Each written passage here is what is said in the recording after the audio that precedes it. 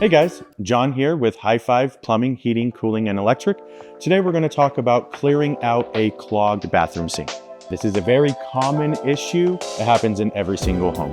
What you would be looking for is if you have a very slow draining sink.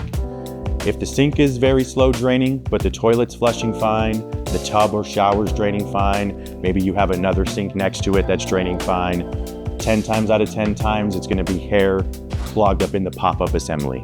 What I'm talking about, the pop-up assembly, is the little thing that you would pull up to stop the water from going down into the sink.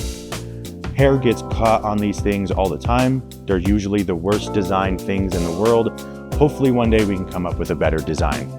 First thing that you would be looking for, open up your cabinet, kind of clear everything out from under there. You want to have as much space as you possibly can.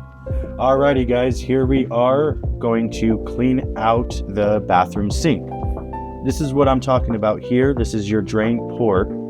Behind here is where the pop-up assembly shoots in here and controls the pop-up assembly here.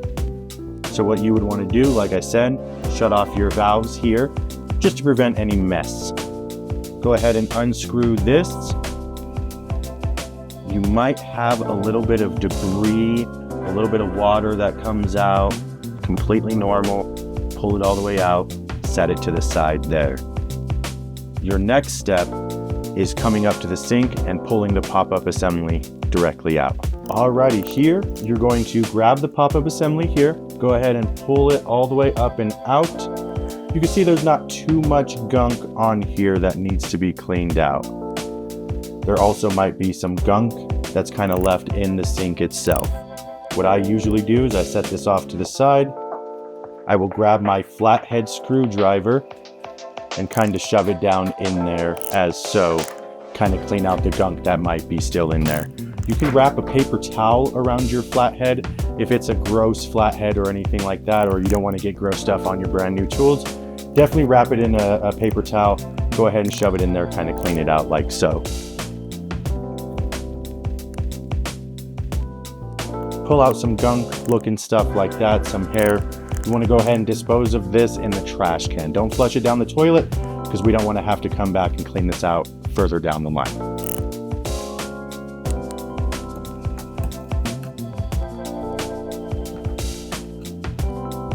Looks like we got it all. Alrighty guys, after it's all cleaned out, you want to grab your pop-up assembly here. Every single pop-up assembly looks similar to this. It's got the slide bar on one side of it. You want to put that closest to the faucet. So this way here, closest to the faucet, go ahead and drop it down. When you come back down to the sink and you put your pop-up back in, go ahead and grab this bar. It's going to be a little bit awkward moving it and whatnot. Go ahead and pop it in. You can manually move this. Make sure that it grabbed onto the pop-up assembly up there. Go ahead and tighten down this screw here, hand tight. Do not put any channel locks or anything like that on it. It does not need it. Alrighty, so we had our pop-up assembly back together. We do know that it works here. We're pulling up and down and it is stopping it. What I always recommend, turning the water on, let it run for about 10 to 15 seconds. Go ahead and stop it, let it build up, drain it, make sure nothing is leaking down underneath. So we'll go ahead and stop the water, plug it up. You don't have to go the full way. I usually fill the sink up about a quarter of the way. Alrighty guys, so we have the water stopped up in the sink here. We can see nothing is leaking here. If it is going to be leaking, it would be leaking from the pop-up.